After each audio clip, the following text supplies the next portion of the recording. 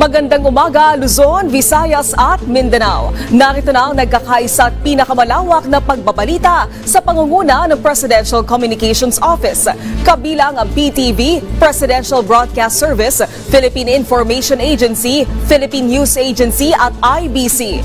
Tutok na sa mga balita mula sa iba't ibang bahagi ng bansa. Ito ang Balitang Pambansa. Ngayong umaga sa Balitang Pambansa, Malacanang tiniyak na mas pabababain pa ang presyo ng bigas sa merkado. Ilang lugar sa bansa makakaranas ng mataas na heat index ngayong araw. Ilang paaralan sa Metro Manila nagpatupad ng blended learning dahil sa mapanganib na banta ng mainit na panahon. Department of Agriculture naghain na reklamo laban sa isang importer dahil sa iligal na pag-aangkat ng sibuyas. Pangulong Ferdinand R. Marcos Jr., buo at matibay ang paninindigan. Tiniyak na ipaglalaban ang karapatan sa West Philippine Sea. Pangulong Ferdinand R. Marcos Jr., pinag-iingat ang publiko laban sa fake news. Tiwala sa kakayanan ng mga Pilipino na kumilatis ng tama o maling impormasyon.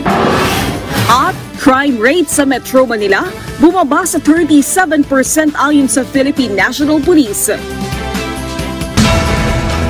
Sa detalye ng mga balita, murang presyo ng bigas siniyak ng Malacanang na unti-unting binibigyan ng solusyon ng pamahalaan habang binabalanse ang epekto sa mga nasa sektor ng agrikultura. Si Alvin Baltazar, Radyo Pilipinas sa Balitang Pambansa. Hindi kayang biglain ang pagpapababa sa presyo ng bigas sa gitna ng patuloy na pagsisikap ng administrasyon na ito ay maibaba. Ayon kay Palace Press Officer at PCO Undersecretary Claire Castro, unti-unti ang ginagawang approach ng pamahalaan bilang solusyon upang maibaba ang presyo ng bigas. Mahirap naman ni Castro na gawing agad ang napakamurang presyo ng bigas, gayong baka may epekto naman ito sa mga nasa agriculture sector. Ang gagawin niya dito ng Pangulo ay balansehin ang sitwasyon para maibigay kung ano ang para sa taong bayan at sa kabilang banda ay hindi naman maapektuhan ang mga magsasaka. May mga hakbang na ni Castro na ginagawa ukol dito gaya ng ginagawang pagbabagsak ng NFA rice sa mga LGU na bahagi ng aksyon ng gobyerno sa gitna ng umiiral na food security emergency. Magbabalanse talaga tayo. Magbabalanse ang Pangulo para maibigay yung dapat sa taong bayan and at the same time hindi maapektuhan masyado yung ibang sektor. Naniniwala din sa Atty. Castro na pipilitin pa din kayanin ng pamahalaan na maabot ang kagustuhan ni Pangulong Marcos na maging 20 pesos kada kilo ang presyo ng bigas. Ayon kay Atty. Castro, walang kwestiyon na nais ng Pangulo na maabot ang nasabing kagustuhan. Sinabi naman ito ng Chief Executive ayon sa PCO official, kaya't sisikapin na niyang kayanin ng Pangulo na mapababa ang presyo ng bigas sa gayong halaga. Kaugnay nito'y muli naman binigyan din ni Castro na base sa mga nakaraang statement ng Pangulo ay kagustuhan o pagnanais lamang, habang wala naman itong binanggit na pangako na maibaba sa 20 pesos per kilo ang presyo ng nasabing commodity. Nais, of course, gusto natin lahat. Kung 10 pesos nga lang, pwede, di ba? Pero, ginusto lang ito ng Pangulo. At pag sinabi niyang ginusto, pipiliting kayanin. Para sa Balitang Pambansa, Alvin Baltazar ng Radyo Pilipinas. Naghain ng reklamo ang Department of Agriculture Bureau of Plant Industry laban sa isang importer dahil sa iligal na pag-aangkat ng sibuyas. Isinampa ito sa Olongapo City Prosecutor's Office matapos batuklasan ng ehensya ang libu-libong kilo ng puting sibuyas sa dalawang container van sa Subic noong August 2024. Processed food ang label ng shipment, kaya't itinuturing na misdeclared ang mga produkto na isang paglabag sa Food Safety Act at Plant Warranty Law of 1978. Lumabas din sa isang pagsusuri na naglalaman ang mga sibuyas sa mataas na antas ng E. coli o bacteria na nakukuha sa dumi ng tao. Walang sanitary at phytosanitary import clearance ang mga produkto, kaya may dalang panganib sa agrikultura at sa kalusugan ng tao. Babala po sa ating mga kababayan, magiging mainit ang panahon ngayong araw sa ilang lugar sa bansa. Humingi tayo ng update ng lagay ng panahon mula kay Pag-asa Weather Specialist Ms. Ana Cloren. Magandang umaga po, Ms. Ana.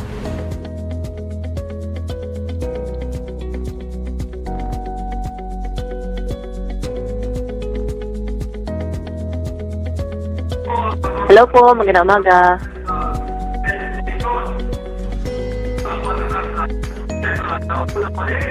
Okay po, sa magiging lagay po nating panahon ngayong araw, ito pong bahagi po ng Caraga, pati na rin po yung Eastern Visayas, Bicol Region at Davao Oriental ay makakaranas po ng mga kalat-kalat na pag-ulan, mga pagkidlat at pagkulog. Dala po ito ng easterlies. Pero dito po sa atin sa Metro Manila, pati na rin sa ibang bahagi ng ating bansa, ay generally aliwalas naman po yung panahon na inaasahan natin. At kung may mga pag-ulan man, panandalian lamang sa hapon at sa gabi.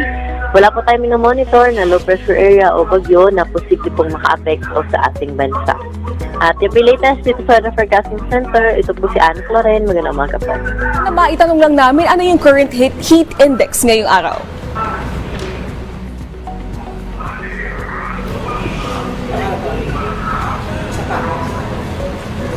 Miss Ana?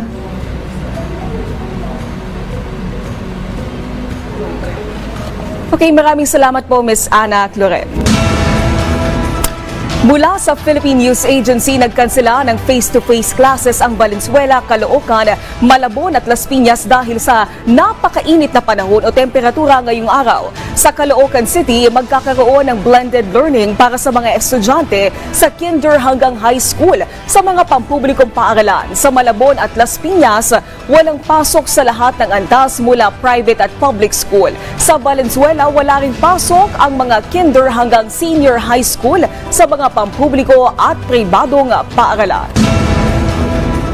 Pinag-iingat ni Pangulong Ferdinand R. Marcos Jr. ang publiko laban sa fake news, lalo na ngayong panahon ng kampanya. Tiwala naman ang Pangulo sa kakayanan ng mga Pilipino na kumilatis kung tama o mali ang impormasyon. Si Joshua Garcia ng PTV Manila sa Balitang Pambansa.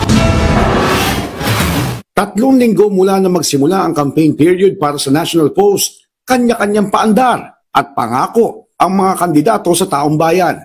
Kaya naman, may babala si President Ferdinand R. Marcos Jr. sa mga Pilipino.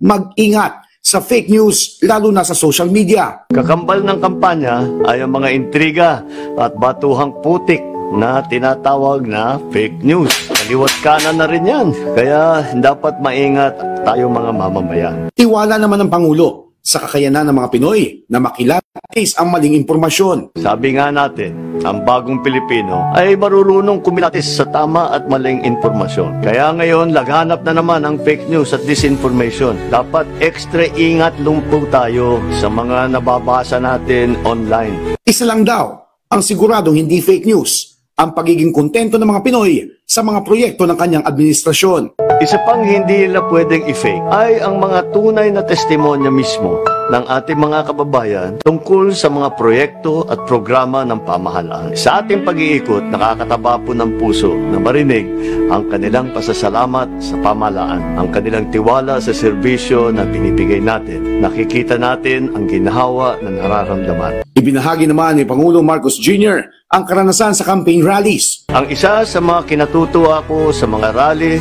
na pinupuntahan namin ay nakikita ko mismo yung mga sumusuporta sa atin sa alyansa. Sila ay tunay na mga tao, tunay na Pinoy. Hindi lang ito mga keyboard warrior o troll, mga totoong tao po sila. Kinakamayan natin, nakakausap natin at nakukumusta. Hiniling ng Pangulo na maging mapanuri laban sa fake news kahit hindi eleksyon. Ang katotohanan ay kampanya man o hindi, ang fake news ay laging nandyan. Kampanya man o hindi, walang pipigil sa pagseserbisyo ng ating pamahalaan. Lalo pang patitibayin ang nasimula. Lalo pang paigtingin ang pagpapaganda ng ating bayan. Una nang sinabi ng Malacanang na suportado nito ang panukalang batas laban sa fake news. Mula sa PTV, Josh Garcia para sa Balitang Pambansa. Muling ipinagmalaki ni Pangulong Ferdinand R. Marcos Jr. ang kakayanan ng pambato ng alyansa para sa bagong Pilipinas sa kanilang pangangampanya sa San Jose del Monte, Bulacan. Kanya-kanya namang latag ang mga kandidato ng administrasyon ng kanilang plataforma. Ang detalye sa Balitang Pambansa ni Kenneth Pasyente ng PTV. Nakatitiyak na magtatrabaho sa Senado ang mga pambato ng Alyansa para sa Bagong Pilipinas ayon kay Pangulong Ferdinand R. Marcos Jr. Sa campaign rally ng koalisyon sa San Jose del Monte, Bulacan, sinabi ng punong ehekutibo na wala sa plano ng senatorial bets ng pamahalaan na makipaggirian o makipag-away sakaling manalo sa hatol ng Bayan 2025. Huwag tayong nakikinig ng mga puro dada ng dada. Dapat ang hinahalal natin ay puro gawa. Pupunta sila sa Senado, hindi upang manggulo, hindi upang magtalunan doon sa kanilang kapwa senador o kung kani-kanino pa. Sila ay nandyan sa Senado upang magkaisa at ipagbuo ang magagandang batas na kinakailangan ng taong bayan. Yan po ang estilo ng ating mga kandidato. Muling ibinida ng Pangulo ang magandang record ng mga kabilang sa alyansa. Ipinagmalaki rin ng Pangulo ang karanasan ng mga senatorial bet ng administrasyon. Lalo't 8 sa mga ito ay nakapagtrabaho na sa Senado. 7 ay dati namang mga kongresista habang ang 4 ay naging cabinet member. Ang kailangan po natin ay ang mga solusyon, hindi po ang mga maiinit at malalakas na mga masasakit na salita. Ang kailangan po natin ay mga solusyon para sa problema na hinaharap natin. Binigyang diin din niya na sa tulong ng mga kandidato ng Alyansa para sa Bagong Pilipinas, mas madaling maisusulong ang mga interes at kapakanan ng mga Pilipino. Itong ating mga kandidato, ang napakahaba na po ang kanilang record na nagsiservisyo sa Pilipino. At hindi lamang sila nakaupo na sa matataas na posisyon. Ngunit siniseryoso po nila ang kanilang katungkulan. Kabilang sa mga humarap sa campaign rally, sina re-electionist Senators Francis Tolentino, Bong Revilla, Lito Lapid at Pia Cayetano. Nasa pagtitipon din sina Congresswoman Camille Villar, Makati Mayor Abby Binay at dating DILG Secretary Benher Abalos na nakatuon sa kapakanan ng mga kabataan at mga manggagawa. Ang mga naghahangad namang magbalik Senado na sina Manny Pacquiao, Panfilo Lacson at Tito Soto, tiniyak na gagawin nila ang lahat para sa bansa kung papalaring manalo. Hindi naman nakarating sa campaign rally ang 2 pang pambato ng administrasyon na sina Senadora Amy Marcos at Congresswoman Erwin Tulfo. Mula PTV, Kenneth Pasyente, Balitang Pambansa. Buo at hindi magbabago ang paninindigan ni Pangulong Ferdinand R. Marcos Jr. sa usapin sa West Philippine Sea. Ayon kay Presidential Communications Office Undersecretary at Palace Press Officer Claire Castro, iba ang polisiya ng Pangulo sa WPS kumpara sa nagdaang administrasyon. Nag-atubiling kumprontahin ang China. Sinabi ni Castro na sa ilalim ng Marcos administration, ipinaglalaban nito ang ating karapatan sa West Philippine Sea. Samantala, kinundina naman ng National Historical Commission of the Philippines ang pag-angkin ng China sa Palawan Island na nag-viral sa iba't ibang social media tulad ng Weibo. Ayon sa post, ang original daw na pangalan ng Palawan ay Zhenghe Island na ipinangalan sa isang Chinese explorer. Ikinalugod ng Armed Forces of the Philippines ang resulta ng survey ng Octa Research na nagpapakita na 7 sa 10 Pilipino ang kontento at may tiwala sa kanilang serbisyo. Batay kasi sa tugon ng masa survey ng Octa, nakakuha ang AFP ng positive 73% na trust rating habang positive 74% naman ang satisfaction rating. Ayon kay AFP Colonel Francel Margaret Padilla, patunay ang mataas na tiwalang ito ng publiko sa hindi nila natitinag na pangakong protektahan ang bansa at ang patuloy na pagtataguyod ng kanilang mandato sa konstitusyon. Dagdag pa ni Padilla, binibigyan diin ng resulta ng survey ang papel ng institusyon sa pagsusulong ng kapayapaan at katatagan sa gitna ng iba't ibang hamong pangseguridad.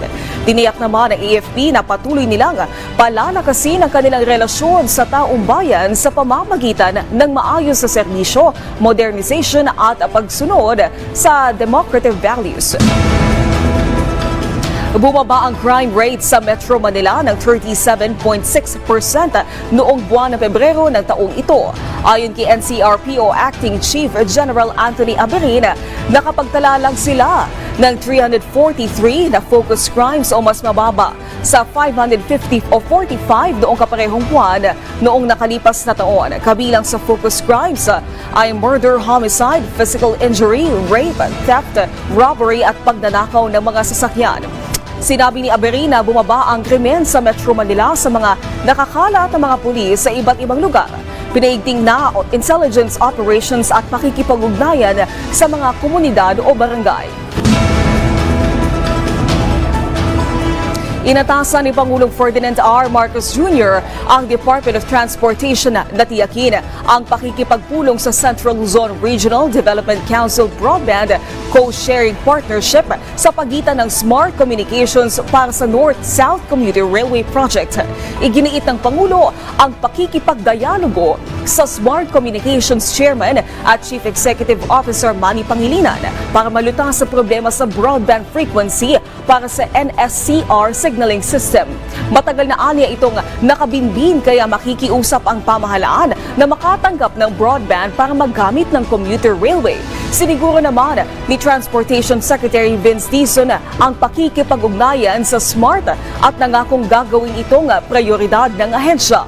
Ang NSCR ay isang 147 kilometers sa mass transit system na nagkokonekta sa Clark, Pampanga at Calamba, Laguna. Sa oras sa makumpleto, nasa 800,000 na pasahero ang maseservisyohan nito kada araw. Embahada ng Pilipinas sa Malaysia isinusulong ang kalakalan at pamumuhunan upang makatulong sa pagpapalago ng ekonomiya ng ating bansa. Alinsunod sa direktiba ni Pangulong Ferdinand R. Marcos Jr., may balitang pambansa si Bea Gaza de Guzman na Radyo Pilipinas. At tayo po ay nakikipag-ugnayan din sa mga ahensya dito at tayo din po ay naghahanap ng private sector partnerships para din po makapagdala tayo ng mga investment sa Pilipinas. Ito ang inuulat ni Consul General Russell Reyes ng Philippine Embassy in Malaysia sa panayam sa Radyo Pilipinas World Service. Sa tulong ito ng naitatag na Philippine Trade and Investment Center o PTIC Kuala Lumpur, ang sangay ng Department of Trade and Industries sa Malaysia. Nagsasagawa ang PTIC ng iba't ibang trade show at exhibit upang isulong ang produktong Pilipino. Ang hakbang ng Embahada at PTIC Kuala Lumpur upang palakasin ang kalakalan at pamumuhunan sa pagitan ng dalawang bansa ay alinsunod pa rin sa layunin ng Pangulong Ferdinand R. Marcos Jr. na pasiglahin ang ekonomiya ng bansa. Bunga ng kalakalan ng Pilipinas at Malaysia, pinapakita sa datos ng Embahada na ika-9 ang Malaysia sa pinakamalaking trading partner ng ating bansa, ika-11 pagdating sa export destination at ika-8 sa pinakamalaking import source ng Pilipinas. Mula sa PBS Radyo Pilipinas, Bea Gaza de Guzman para sa Balitang Pambansa. Ilang bahagi ng EDSA bus lane ang isasara para bigyang daan ang isasagawang rehabilitasyon sa EDSA na inaasahang sisimulan ngayong buwan. Dahil dito, pansamantalang dadaan sa ibang linya ng EDSA ang mga carousel bus. May balitang pambansa si Isaiah Mirafuentes ng PTV. Halos kalahating milyong motorista ang dumadaan sa higit 23 kilometro na stretch ng Epifanio de los Santos Avenue. Pero isasara ang ilang bahagi ng EDSA bus lane para sa isasagawang rehabilitasyon sa EDSA. Nakikipag-ugnayan ang Department of Public Works and Highways o DPWH sa Department of Transportation o DOTR at Metro Manila Development Authority o MMDA para sa gagawing pagsasaayos sa kalsada. Uunahin ng DPWH na ayusin ang linya na kasalukuyang ginagamit bilang bus lane. Ito ay para maayos ang road riding surface, pavement durability at kaligtasan ng mga motorista. Ang mga carousel bus ay pansamantalang dadaan muna sa ibang linya ng EDSA. Pero i-exempt po natin o lalagyan natin ng gap doon sa mga bus stations para po yung ating pong riding public po ay makasakay pa rin po sa mga buses dahil po i-exempt po muna natin yung para makapasok po sa bus station yung pong ating mga buses. Unahin sana ang pagsasaayos sa bike lane pero mas mahihirapan raw sila dahil sa mga business establishment na matatamaan. Inaasahang magsisimula na ngayong buwan ng EDSA rehabilitation at target matapos sa susunod na buwan. Ayon sa DPWH, isasaayos ang isang segment sa northbound at 15 segment naman sa southbound lane ng EDSA. Ang pagsasaayos sa northbound ay magsisimula sa Balintawak patungong Monumento, habang sa southbound naman ay mula Monumento hanggang sa Roas Boulevard. 300 milyon ang nakalaang pondo para sa northbound lane at 15 billion naman para sa southbound lane. Kasi po pag wala na yung gasoline, paano naman? Matagal yung biyahe. Hindi ako pabor. Kasi sir, bakit po? Kasi po, malaking tulong din po sa transportasyon. Hindi po kasi, parang madami pong nakikinabang sa carousel. Apila naman ng DPWH sa mga apektadong commuters at motorista. Nag-abiso ng DPWH na posibleng magdulot ng mabigat na trapiko ang EDSA rehabilitation. Pero nangako naman ang DPWH na magiging 24 hours ang pagsasaayos ng EDSA bus lane. Mula sa PTV ay Saya Mirafuentes, Balitang Pambansa. Pagguho ng Santa Maria Cabagan Bridge sa bayan ng Santa Maria Isabela noong Huwebes ng gabi, pinaiimbestigahan na ni Pangulong Ferdinand R. Marcos Jr. Sa programang Prangkahan na Radyo Pilipinas, sinabi ni Presidential Communications Office Undersecretary at Palace Press Officer Claire Castro na pinatututukan na ng Pangulo ang insidente. Kabilang sa mga gustong alamin ng Presidente ay kung nagkaroon ng korupsyon sa pagbuo ng proyekto at kung substandard na materyales ang ginamit sa tulay. Iginiit din ni Jose Castro na pananagutin ang sinumang mapatutunayang nagkaroon ng pagkukulang. Ang proyektong nagkakahalaga ng 1.2 billion pesos ay nasimulan noong November 2014 at natapos nitong February 1, 2025. Ito talaga ay papaimbestigahan. Okay, kung may bahid man ng korupsyon. Sa nangyaring ito, mula pa noong 2014 hanggang sa ngayon, kung meron man, hindi talaga pwedeng hindi managot. Ayan, dapat panagutin yan. Pangulo. Oo. Patuloy na suporta ni Pangulong Ferdinand R. Marcos Jr. at First Lady Liza Araneta Marcos gagawing inspirasyon ng Department of Human Settlements and Urban Development para mapahusay pa ang Pasig River Project. Si Ray Ferrer na Radyo Pilipinas para sa Balitang Pambansa.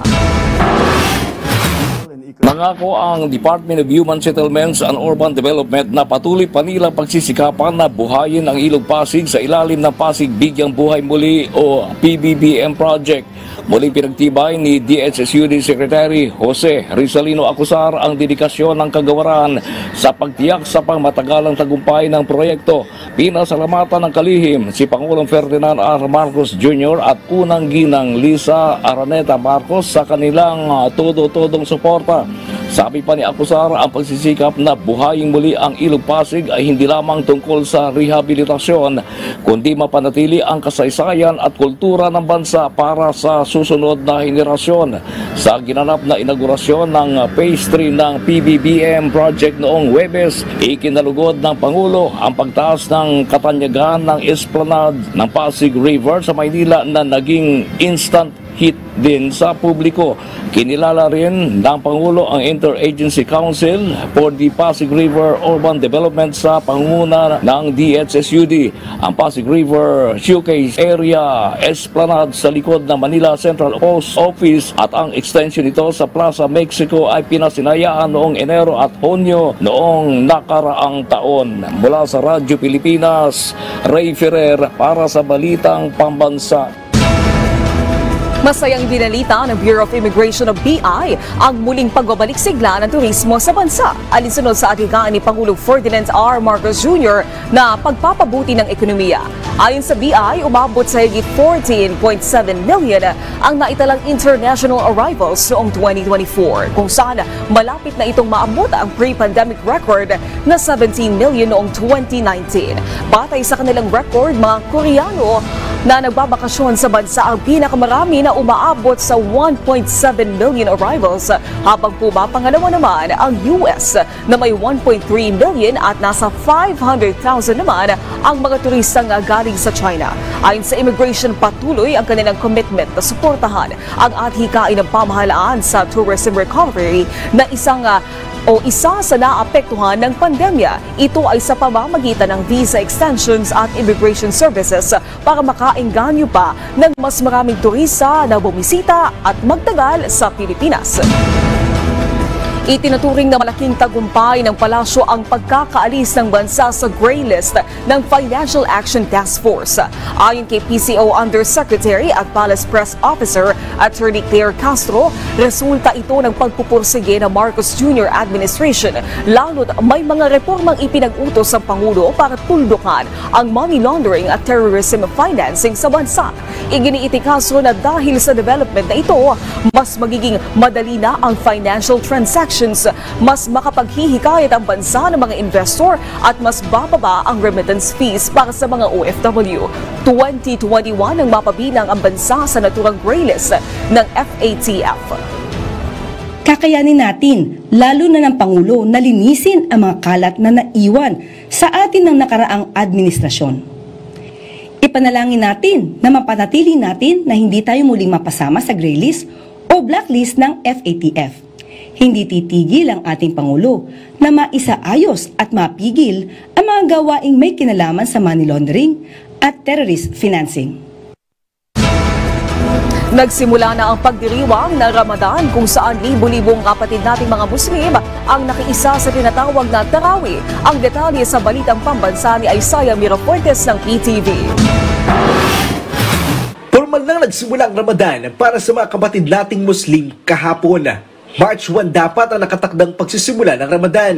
Pero naurong at naantala ito matapos kumpirmahin ng kanilang moon sighting committee na hindi nakita ang pagsimula ng buwan noong gabi ng February 28. Noong Sabado ng gabi, isinagawa na nila ang tinatawag na Tarawih o ito yung selebrasyon para sa pagsalubong sa Ramadan. Dito sa mosque sa Quiapo na pinakamatandang mosque sa Metro Manila na naitayo noong 1974, umabot ng mahigit 10,000 ang nakaisa sa selebrasyon sa bisperas ng Ramadan. Sa Tarawih, sama-sama silang lumuluhod at nananalangin sa kanilang Diyos na si Allah. Sa panahon ng Ramadan, isinasagawa nila ang tinatawag na pag-aadan. Ito yung pananalangin kay Allah na kung saan nagpapasalamat sila dahil sa patnubay na kanilang natanggap. Kasabay ng kanilang pag-aadan ay ang pag-aayuno dahil sa hindi matumbas ang biyaya mula kay Allah. Ang pananalangin ay sinasagawa nila mula sa pagsikat hanggang sa paglubog ng araw. May nakatakdang oras lamang para sa kanilang pahinga. Ang Ramadan, ang pinakamahalagang araw para sa mga minamahal nating Muslim na magtatapos sa susunod na buwan. Mula sa PTV, Isaiah Mirafuentes, Balitang Pambansa. Dinayo pa ng Department of Health ang isa sa mga liblib na barangay sa Pangasinan. Dito, itinuro ang wastong oral health care sa mga residente sa naturang isla. Si Ricky Kasipit na Radyo Pilipinas Nagupan para sa Balitang Pambansa. Hindi alintana ng mga taga-Department of Health ang 45 minutong biyahe patungo sa island barangay ng Siapar sa Pangasinan. Sakay ng bangka, narating nila ang barangay Siapar, bitbit ang kanilang misyon na magbigay ngiti sa mga residente rito. Layunin ng DOH na maturuan ang mga Pilipino ng tamang pangangalaga para sa malusog na ngipin at bibig. Masaya po kasi hindi lang naman po kami basta taga-isla lang na makaranas ng ganitong event kasi magagamit din po namin dito sa kalusugan namin. Kahit po mahirap pumunta dito sa isla namin, pinilit po na niyong pumunta. Positibo naman ang DOH Region 1 na sa pamamagitan ng pamilya, una kong dentista, ngiting 70-20 ay makakamit ang pagkakaroon ng 20 matitibay na ngipin ng bawat Pilipino hanggang pagsapit nila ng edad na 70. We hope that through this activity, oral health will be a priority of the residents of not only of Siapar but of Anda, Pangasinan. Nagpasalamat naman ang lokal na pamahalaan sa hatid na tulong ng DOH sa mga kababayan sa isla na hirap makakuha ng maayos na oral health care services. Mula sa Radyo Pilipinas Dagupan, Ricky Kasipit para sa Balitang Pambansa. General Santos City sinusulong bilang pangunahing destinasyon ng food tourism. Si Harlem Ferolino ng PIA SOC Sergeant sa Balitang Pambansa. Nais ng city government ng General Santos ang ipwesto ang sarili nito bilang isang pangunahing destinasyon ng food tourism sa bansa. Kaya naman puspusan ang pagsisikap nito na makamit ang minimithi nito. With PTI, we are aiming to be the second city, creative city network for gastronomy, second to Iloilo. And yung creative industry development program natin o Lunsod Binsan na Recently, the DTI just turned over to us the 2 million grant. We are gearing towards that. Binigyang diin ito na ang General Santos City ay isang tanyag na destinasyon para sa mga mahihilig sa pagkain, lalo na sa mga putaheng may tuna at iba pang seafood delicacies. Kasalukuyan ding pinapalawak ng lungsod ang pagsasaliksik sa historical at indigenous cuisines, kabilang ang mga pagkaing mula sa Blaan at Moro. Bilang bahagi naman ng pagpapalakas ng Gastronomic Tourism Initiative, nakikipagtulungan ang lungsod sa mga lokal na restaurant at negosyo upang mas mapaunlad ang industriya ng pagkain. So talagang malaki pong help ang tourism na pagpasok ng tourism dito sa Gensan para lahat mag-benefits. Especially makadagdag po tayo ng mga empleyado. Layunin ng sektor ng turismo ng lungsod na makapagbigay pa ng mas malalim na karanasan kung saan hindi lamang matikman at mabusog ang mga bisita at turista sa mga pagkaing inaalok nito, kundi mapag-aralan din ng mga ito ang kasaysayan, tradisyon at iba pang malikhaing aspeto na bumubuo sa food tourism ng General Santos. Mula sa Philippine Information Agency, Soxergen, Harlem Ferolino, Balitang Pambansa. Maraming salamat sa pagsama sa amin ngayong umaga. Tumutok muli sa ating programa mamayang alas 12 ng tanghali kasamang buong puwersa ng Presidential Communications Office. Ito ang nagkakaisang puwersa ng pagbabalita mula sa PTV. Ako si Naomi Tiburcio. Ito ang Balitang Pambansa.